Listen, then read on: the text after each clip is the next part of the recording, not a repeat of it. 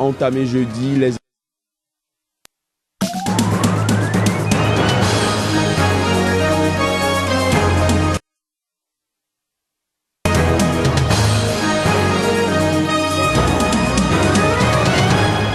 La justice égyptienne a entamé jeudi l'examen de l'appel de 3 journalistes de la chaîne Al Jazeera condamnés à plusieurs années de prison pour soutien aux frères musulmans de Mohamed Morsi. Le ministre français de la Défense a effectué une visite surprise dans le nord du Niger, tout près des sanctuaires djihadistes libyens contre lesquels Paris tente de mobiliser la communauté internationale. Au Libéria, le gouvernement a décidé de permettre aux familles d'enterrer normalement leurs proches victimes de l'épidémie d'Ebola. Le pays connaît un ralentissement de la propagation du virus.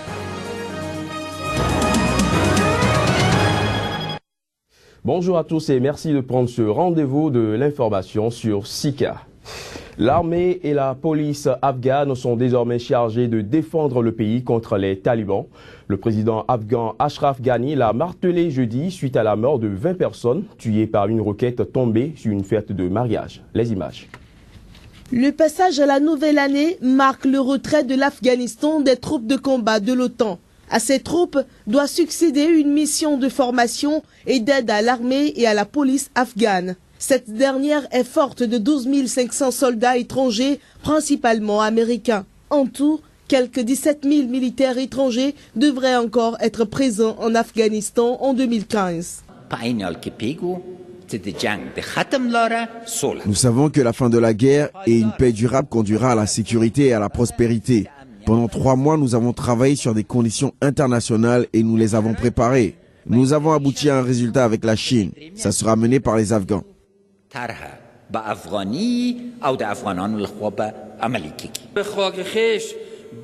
En sacrifiant notre sang, nous défendrons notre pays. Mercredi, une roquette est tombée sur une fête de mariage. Le drame a fait 20 morts, dont de nombreuses femmes et enfants.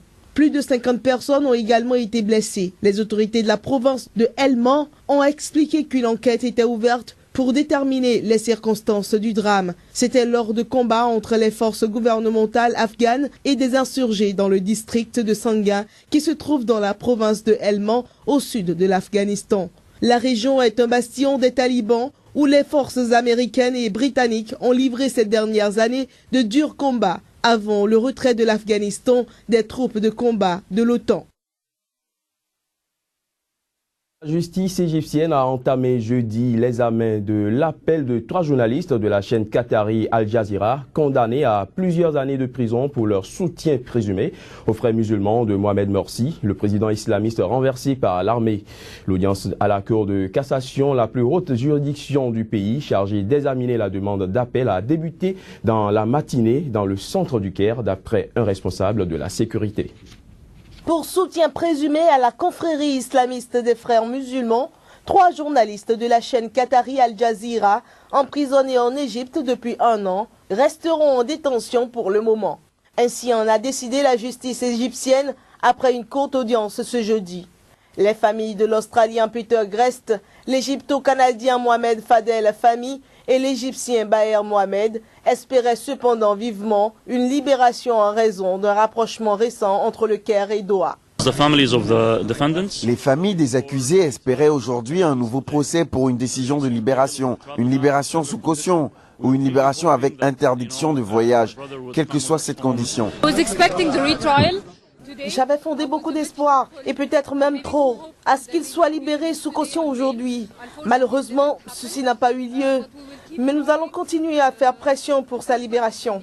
Membres du personnel de l'antenne anglophone d'Al Jazeera, ils avaient été arrêtés fin décembre 2013. En juin, Peter Grest et Mohamed Fadel Fahmy avaient été condamnés à 7 ans de prison et Baher Mohamed avait écopé de 10 ans de prison, un verdict qui avait déclenché un tollé international. Ils sont accusés d'avoir diffusé de fausses informations en soutien aux frères musulmans de Mohamed Morsi, le président islamiste destitué par l'armée en juillet 2013. D'après Maître Al-Dib, la Cour de cassation ne peut ordonner leur libération sous caution. C'est la Cour qui va les juger de nouveau qui pourra le faire.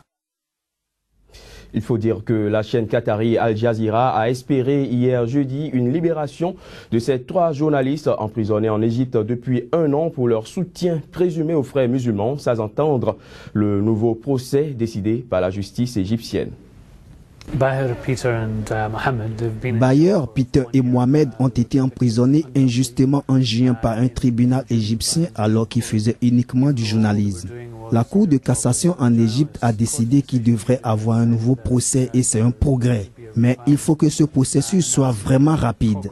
Les autorités égyptiennes peuvent suivre le processus normal qui pourrait durer 12 à 18 mois. Dans ce cas-là, les journalistes devront passer 2 ans en prison ou elles peuvent choisir une solution plus rapide. Elles peuvent accélérer le processus pour faire en sorte que ces hommes-là soient libérés et nous espérons qu'elles optent pour cette option. Le ministre français de la Défense Jean-Yves Le Drian a effectué une visite surprise ce jeudi dans l'extrême nord du Niger, tout près des premiers sanctuaires djihadistes libyens contre lesquels Paris tente de mobiliser la communauté internationale. Mais avant le Niger, Jean-Yves Le Drian a passé le nouvel an avec les troupes françaises stationnées à N'Djamena. Reportage. Venu de N'Djamena, la capitale tchadienne, où il avait réveillonné mercredi avec les soldats français, l'avion transportant Jean-Yves Le Drian s'est posé sur une piste flambant neuve de la base française en cours d'installation à Madama. Perdu dans le désert de sable à une centaine de kilomètres au sud de la frontière libyenne, cette base va constituer le futur poste avancé de l'opération anti-islamiste Barkhane aux portes de la Libye. Cet ancien fort colonial de Madama se trouve sur la route des combattants djihadistes et des trafiquants d'armes qui descendent des sanctuaires du sud de la Libye vers le nord du Mali et du Niger. Il offre donc une position hautement stratégique face aux défis djihadistes libyens contre lesquels la France ne cesse de tirer la sonnette d'alarme. Dans son allocution de Nouvel An mercredi soir, Jean-Yves Le Drian a une nouvelle fois appelé la communauté internationale à se mobiliser pour endiguer le développement d'un sanctuaire terroriste en Libye qui déstabiliserait toute la région et menacerait l'Europe. La solution doit autant que possible être trouvée par les Libyens eux-mêmes. C'est la responsabilité des voisins de la Libye et de la communauté internationale que de se tenir à leur côté pour retrouver les chemins de la stabilité, a déclaré le ministre Jean-Yves Le Drian. Le Libéria, longtemps resté le pays le plus touché par Ebola, connaît un ralentissement de la propagation du virus. Au 28 décembre, le pays avait comptabilisé 8018 cas, dont 3423 mortels. Le gouvernement a décidé de permettre aux familles d'enterrer normalement leurs proches tués par la maladie. Les images. Le nombre de morts dus à l'épidémie de fièvre hémorragique Ebola en Afrique de l'Ouest s'élève à 7890 sur un total de 20 171 cas enregistrés dans les 3 pays les plus touchés, selon le dernier bilan de l'Organisation mondiale de la santé, arrêté au 28 décembre. Le Libéria, longtemps resté le pays le plus touché, a connu de son côté un ralentissement de la propagation du virus. Au 28 décembre, le Libéria avait comptabilisé 8018 cas, dont 3423 mortels. Une amélioration de la situation qui a permis au gouvernement d'autoriser désormais aux familles d'enterrer normalement leurs proches victimes de la maladie.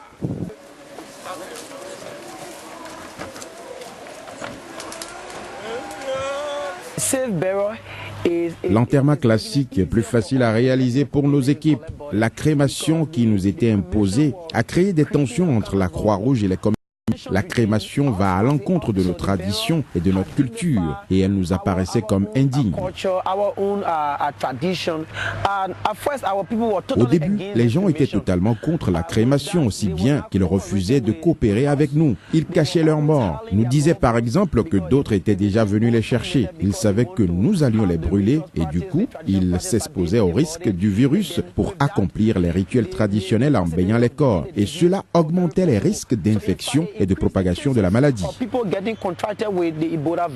Rappelons qu'en dehors des 3 pays les plus touchés sur le continent africain, le bilan des cas mortels est inchangé, 6 au Mali où le dernier patient a été testé négatif le 6 décembre dernier, 1 aux États-Unis et 8 au Nigeria. Au total, le virus a touché dans 9 pays 20 206 personnes, dont 7 905 mortellement.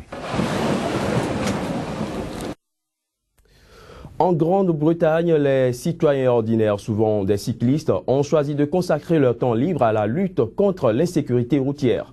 Souvent bardés de petites caméras à vélo ou en voiture, ils sont sur les routes anglaises et ils ont décidé de filmer les mauvais conducteurs et de dénoncer leurs infractions. Reportage. Il se surnomme Trafic Droïde. Cet ennemi des automobilistes londoniens n'hésite pas à sortir son carton rouge à chaque écart de conduite. Stop! Arrêtez-vous, arrêtez-vous. Baissez la vitre. Vous avez failli me renverser, vous le savez ça? Vous êtes un mauvais conducteur. Carton rouge. Et je vais vous dénoncer à la police. Vous êtes un homme dangereux. Équipé de 8 caméras, ce justicier un peu particulier se charge de faire respecter la loi sur les routes. Avec son allure de Terminator, il observe toutes les erreurs de conduite sur le chemin de son travail. Lewis a 49 ans. Il est agent en télécommunications. C'est suite à un accident où il a failli mourir qu'il a décidé de faire changer les choses. J'ai moi-même eu un accident de voiture. Une voiture qui m'est rentrée dedans et j'ai cru que j'allais mourir. C'est là où j'ai commencé à me poser des questions. Que puis-je faire pour rendre les choses meilleures sur la route? Il faut que quelqu'un se bouge et je vais faire quelque chose. Je vais travailler avec la police et utiliser la plateforme YouTube pour dénoncer les conducteurs. Selon la gravité des faits et la réaction du chauffard, il envoie ou non la vidéo à la police. En moyenne, 4 chauffeurs par jour sont ainsi dénoncés. Certains sont condamnés à une amende, d'autres se voient retirer leur permis. Combien de cas par jour? Je dirais en moyenne 25. Et sur ces 25 cas, je rapporte 4 cas à la police. J'analyse la situation, si c'est très grave ou juste une simple erreur. Si c'est une erreur, c'est pardonnable. Mais si c'est un acte délibéré d'ignorance sur la route, je dénonce.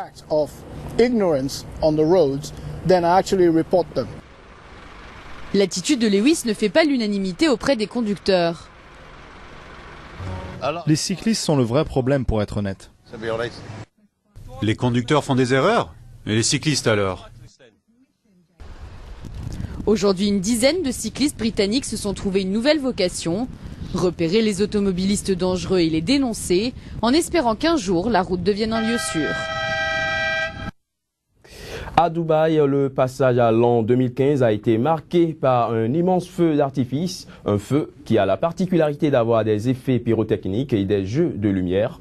La scène s'est déroulée au pied de la plus haute tour du monde. Les images.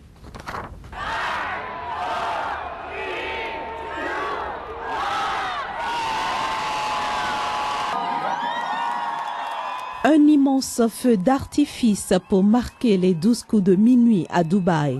La façade de la plus haute tour du monde, qui culmine à 828 mètres, s'est illuminée avec des panneaux lumineux présentés comme l'une des illustrations les plus spectaculaires jamais vues. Des rayons laser ont balayé le ciel de Downtown, le quartier chic qui entoure la tour, au rythme de la fontaine musicale, une attraction touristique érigée au pied de la tour. Grâce à sa réputation de ville libérale dans un environnement conservateur, Dubaï s'est imposé comme une destination touristique, mais aussi comme un centre d'affaires et financier qui attire entreprises et expatriés cherchant à s'établir au Moyen-Orient.